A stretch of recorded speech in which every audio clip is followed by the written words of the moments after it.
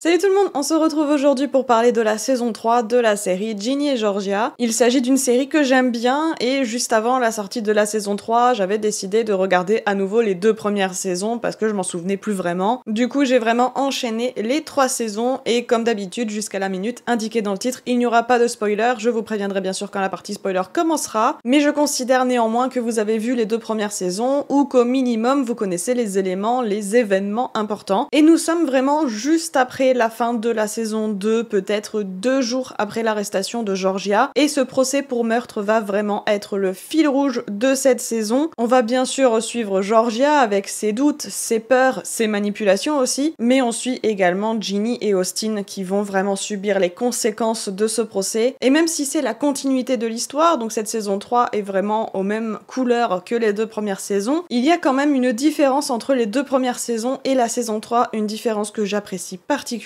c'est qu'on a beaucoup moins de langage cru, mais aussi de scènes plus 18 et surtout de discussions malaisantes de plus 18. En saison 1 et 2, c'est vrai que c'est le genre de moment que j'appréciais pas particulièrement, alors c'est surtout les discussions malaisantes, où à chaque fois je me disais que c'est exactement pour cette raison-là que c'est ce genre de série que je ne peux pas regarder avec quelqu'un, parce que c'est super malaisant. Bref, en saison 3, il n'y en a pas, donc il y a encore des scènes plus 18, ça fait partie de l'histoire, c'est normal, mais il n'y a plus ces discussions malaisantes, gênantes. Peut-être aussi parce qu'on les a déjà eues en fait en saison 1 et 2, donc au bout d'un moment on va pas refaire la même chose en saison 3, mais aussi parce que les personnages sont occupés avec le procès de Georgia et que les ados ont un peu plus de maturité également. C'est vrai que cette différence est plutôt un détail, mais un détail qui fait plaisir. Bien sûr, ça ne serait pas la série Ginny et Georgia si on n'abordait pas beaucoup de sujets. Pour le coup, en saison 3, il n'y en a pas spécialement de nouveaux, c'est surtout la continuité des histoires qu'on avait déjà avant, mais certains sont un peu plus mis en avant que d'autres. Par exemple, Marcus avec sa dépression qui est beaucoup plus mise en avant, beaucoup plus montrée. Bien sûr, on parle de santé mentale avec d'autres personnages, pas uniquement Marcus. On a aussi beaucoup de dilemmes moraux et qu'est-ce qu'on serait capable de faire pour protéger quelqu'un. Bien sûr, des manipulations, des conflits, bref, une saison bien remplie et aussi très sombre, peut-être même plus sombre que les saisons précédentes, et les moments de joie où on est content pour les personnages sont quand même très rares. Globalement, c'est une saison que j'ai bien aimée, pas adorée non plus, mais c'est vrai que c'est une série que j'aime bien, mais je peux pas dire que c'est un coup de cœur pour moi. Des 3 saisons, c'est sûrement la saison 3 ma préférée et je suis assez curieuse de voir ce qu'ils vont faire pour la saison 4. Et bien sûr, comme j'ai peur de spoiler, on va passer en partie spoiler, comme ça je pourrai parler librement sans avoir peur de vous spoiler.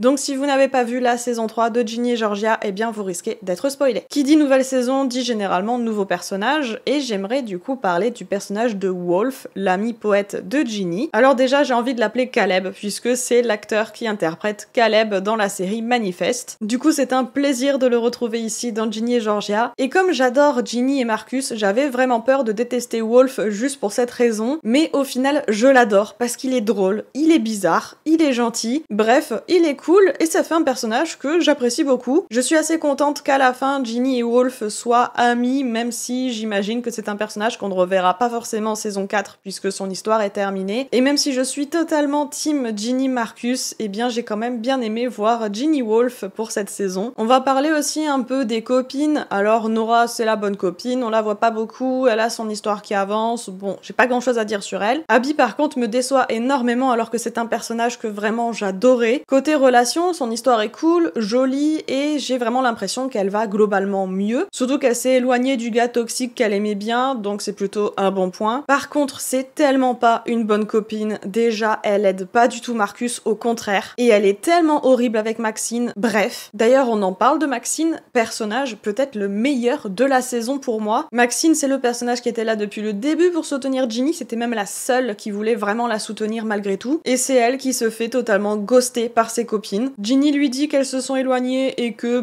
tant pis. Et Nora et Abby, j'ai pas compris parce que ce sont les meilleures amies de Maxine depuis l'enfance. Elles se connaissent depuis toujours, elles sont meilleures copines depuis toujours. En saison 1 et 2, fallait à tout prix que le groupe soit soudé, qu'elles s'entendent bien, qu'elles soient copines, tout ça, et 2 jours après, parce qu'en vrai entre la saison 2 et la saison 3 il se passe à peine quelques jours, donc au final en l'espace de quelques jours, quelques semaines, eh bien les filles en ont marre de Maxine comme ça, limite du jour au lendemain. Du coup Maxine s'en prend plein la gueule, c'est même pas mérité. Je pense que ça s'entend que ça m'énerve un peu en fait, parce que Maxine c'est un personnage que je trouve tellement attachante. Alors oui, elle a ses défauts, elle en a plein, mais je trouve que dans cette saison, elle évolue énormément, elle apprend beaucoup de choses, elle grandit, elle s'inquiète aussi énormément pour son frère, et c'est d'ailleurs la seule qui va l'aider. Même Ginny, et c'est là où c'est un problème pour moi, c'est que Ginny je l'adorais et que là maintenant je commence un peu à la détester finalement, c'est que Ginny ne fait même rien pour Marcus. Bref, pour moi Maxine c'est le meilleur personnage de cette saison et j'ai eu tellement de peine pour elle. D'ailleurs pour Marcus aussi, j'adore Marcus et là il a vraiment une saison horrible. Après je m'y attendais parce que comme il y a la saison 4 qui est déjà prévue, je m'attendais à ce que durant la saison 3, Marcus n'aille pas bien. Il a totalement une descente aux enfers et c'est assez dur à regarder. C'est l'histoire la plus poignante pour moi durant cette saison et c'est peut-être une des raisons pour lesquelles j'apprécie autant Maxine parce que elle veut l'aider, c'est elle qui voit vraiment qu'il ne va pas bien et du coup on a vraiment envie d'aider Marcus et ça fait vraiment descendre tous les autres personnages dans mon estime quand ces personnages-là ne l'aident absolument pas, au contraire. Mais heureusement Marcus va se faire aider et du coup je m'attends à une saison 4 plus douce pour lui, en tout cas j'espère. Ginny évolue beaucoup durant cette saison, pas forcément bien puisqu'elle commence à ressembler de plus en plus à sa mère. Elle est parfois froide, elle peut même être méchante et surtout elle devient manipulatrice. Et puis elle impose un dilemme tellement dur à Austin, elle demande à Austin de choisir entre son père et sa mère, c'est vraiment horrible. Le pauvre Austin il est si jeune en plus. D'ailleurs faut qu'on en parle, même si je déteste parler de ça, mais c'est vrai qu'entre la saison 2 et la saison 3, Austin, l'acteur, a bien grandi alors que le personnage non. Et c'est bien normal que l'acteur ait grandi puisqu'entre la saison 2 et la saison 3 il y a plus de 2 ans, donc forcément il a grandi, ça devient un adolescent. Mais en saison 3 il est censé avoir 8-9 ans, ce qui n'est pas le cas de l'acteur, donc là ça commence à se voir. Pour son copain Zach aussi d'ailleurs ça se voit. Et c'est quelque chose qui généralement ne me dérange pas dans les séries, j'arrive à un peu outrepasser ça, pas y penser, pas le voir, mais là pour le coup je voyais que ça, c'est super dommage. Après tout ce n'est qu'un détail, mais bon c'est bien normal aussi que l'acteur ait grandi entre 2 saisons puisqu'il y a toujours plus de 2 ans entre 2 saisons, c'est trop long. J'ai vu que beaucoup ont demandé à ce que l'acteur soit recasté, personnellement je préférais qu'on garde quand même l'acteur pour la saison 4 parce que bah c'est notre Austin quand même. Bref, mais le twist où Austin dénonce son père, je m'y attendais tellement pas. Déjà parce que pour moi comme il a 8-9 ans, c'est juste impossible qu'on lui demande de parler à la barre, pour moi c'est quelque chose que je n'imaginais absolument pas parce qu'il est trop jeune. Et en plus il arrive à mentir comme ça pour accuser son père, du coup twist énorme. C'est du génie même si c'est horrible et du coup Austin a ce poids sur les épaules, il a dû choisir entre son père et sa mère, c'est horrible. Du coup je m'attends à ce qu'il en veuille énormément à Ginny et aussi je m'attends à ce que son père revienne en saison 4. Et bien sûr on va parler de sa mère, Georgia, qui s'en sort absolument tout le temps. C'est limite rageant parce que c'est un personnage que je n'arrive pas à détester malgré tout ce qu'elle a fait, mais en même temps je ne peux pas l'apprécier non plus. Du coup c'est assez bizarre en soi, mais c'est normal en fait qu'elle s'en sorte bien puisqu'il y aura la saison 4. Et on finit d'ailleurs la saison avec Georgia qui serait finalement enceinte. Bien sûr on a le doute, on ne sait pas si elle est enceinte de Paul ou de Joe, mais pour moi il n'y a pas trop de suspense, ce serait forcément Paul parce que sinon ce serait un personnage qui ne reviendrait pas. Pour moi il doit être forcément présent en saison 4 et il va y avoir plein de conflits, surtout qu'en plus on ne sait pas s'il a été destitué ou pas de son rôle de mère. Du coup il y a énormément de scénarios possibles pour la suite. Et d'ailleurs on a Georgia qui a décidé d'aller voir une psy. Du coup je m'attends à un arc de rédemption, un travail sur soi-même, mais comme sa mère et son beau-père vont arriver, et bien je m'attends à ce que Georgia fasse beaucoup de bêtises. Du coup je suis vraiment curieuse de savoir ce qu'ils vont faire en saison 4. Voilà, cette vidéo est maintenant terminée, j'espère qu'elle vous a plu. Si c'est le cas, comme d'habitude, n'hésitez pas à mettre un petit pouce en l'air, à vous abonner à la chaîne et à me dire en commentaire si vous avez vu la saison 3 de Ginny et Georgia et ce que vous en avez pensé. Et sur ce, je vous dis à bientôt pour une prochaine vidéo. Ciao!